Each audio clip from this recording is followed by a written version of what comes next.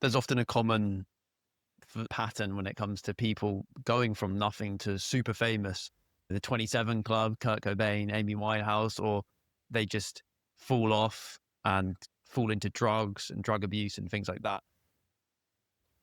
Why, from an evolutionary perspective, we clearly crave recognition and status, but why in the modern day can't our brains seem to deal with it that well for many people? Why is there no, I don't know, just evolved strategy to cope with so much attention? Yeah, I mean, I've not really thought about that question very much before, but my kind of first pass take on it is that the scale is so different now. We often talk about the mismatch between the ancestral environment and the modern environment, Yeah. and how social media being one example, right, in the attractiveness issue. But when we think about what it would have been to, like, what it would have meant to have had status or being really popular in the ancestral environment, it's not anything like the scale of what we're talking about now.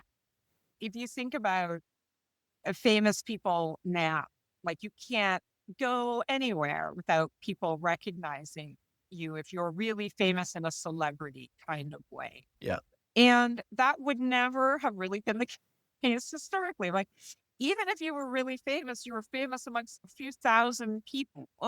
So you had status and everybody would say hi to you or recognize you, but it wasn't like this kind of sense that everybody cares what your business is, everybody's evaluating you, everybody's critiquing you, everybody's got an opinion.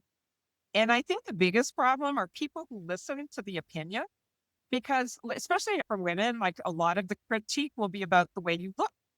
Right. And so then you run into all these plastic surgery things and people doing all this kind of stuff. And then they just look fucked up, right? Eventually, because you just get too much stuff done.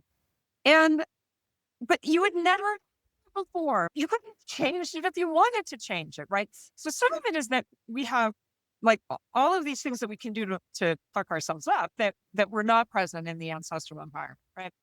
We have way more people weighing in on stuff, and their opinion seems to matter, even though you're never going to interact with them. And again, that as originally everybody's opinion did matter because you were going to interact. Yeah. Now, somebody online can say that you're this and you're this or that, and whatever, and it affects you because you're still taking it personally because that's the environment that we were in. But again, it doesn't matter. Cat needs to get out of the way. Um, So I think that's part of the problem, right? Is just the scale is ramped up to a level that we are not adapted to deal with. I think that, again, status means something different now. I think that it means resources and attention that we might have thought would make us happy. But do we really understand what makes people happy? I'm not sure that people. So here's my take on it for whatever it's worth. I don't think people evolved to be happy. I don't think natural selection drives us to be more happy. It drives us to reproduce, Yeah. right? And so things that lead to reproduction are often the things that make us happy. If you talk to older people in their 80s and 90s, what makes them happy? What made them happy? Their children, their grandchildren.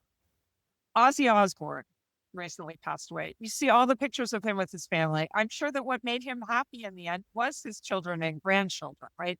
That's what gives life meaning. That's what tends to make us happy. Status is a way to get to that, but status in and of itself tends not to make people happy, right? It's nice to have money and it's nice to have people admire you. But in the end, is that what makes people happy? I don't know that the research suggests that it does. So in a sense, natural selection has shaped all of these adaptations for survival and reproduction, but not necessarily to make us happy. So I'm not sure that we're really good at that. Some Yeah. better than others, right? And some people become very successful and they seem to stay mentally healthy, but there are a lot of them are the people who stay away from the limelight and the social media aspect of things as well. If you think about Hollywood people that tend to be that stay away from drugs and stay away from alcohol and stay with their partners and stuff, they tend to be the ones who have stayed away from the limelight in a broader sense. And I think that if you listen too much to the mob, that's a huge downfall for people. And I think that in that sort of, if you thought that it was going to make you happy and you got it and it didn't make you happy, that's going to be the pathway to drugs and alcohol abuse that's going to end up with dead before their times people as well. Because even just looking at like years and years ago now, I did a study with a couple colleagues, Jess Keeman and John Townsend, on hooking up on campuses and hookup culture and people's reactions to it, whether people were happy or whether it caused depression, right? Or made people more anxious. And a lot of people said guys are happy and girls are unhappy about it. And maybe, but really the main reason some girls were unhappy with it is because they wanted a long-term relationship and that's not what they got, right? They hooked up with the guy thinking maybe it'll work out and the guy didn't call the next day kind of thing.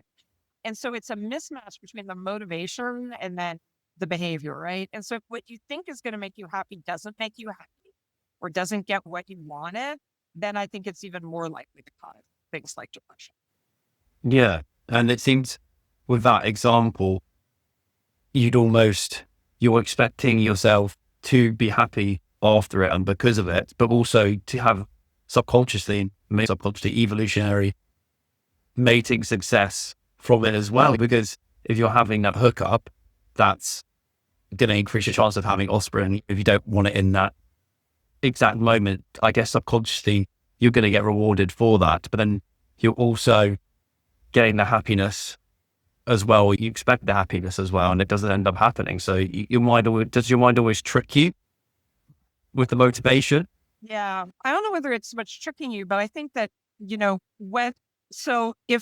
think that one of the differences, so for example, for guys, again, like if some of what you're interested in is just sexual opportunity, then that thing is a good deal, right? That's a good culture to have. But if women are they're at that stage of life where they may still be exploring a little bit, but they're also starting to get interested in the long-term mating. And maybe they think this guy is a good option. And they're thinking maybe if the sex is good, then, maybe this is going to turn out into something else. And it doesn't. Then that means you didn't get the goal you wanted. So it's like, what is your goal in engaging in the behavior? And if it's just sex, then then you're going to be happy. But if it's more than just sex and that more doesn't materialize, then I think it's more likely to result in things like depression. And I think it can be even worse for women if the sex is really good. Because if the sex is really good and you get that big oxytocin bump from a nice orgasm and it makes you feel attached to the guy and then he doesn't call you, that probably is even worse. So your physiology may not be helping you. The best case scenario would be if you hook up with a guy who isn't going to call, but you have bad sex with him. And then you think, oh yeah, that's good because he was a loser anyways and it wasn't good sex. Really good sex and the sort of oxytocin bump that comes with it probably makes that even worse as a situation if he doesn't.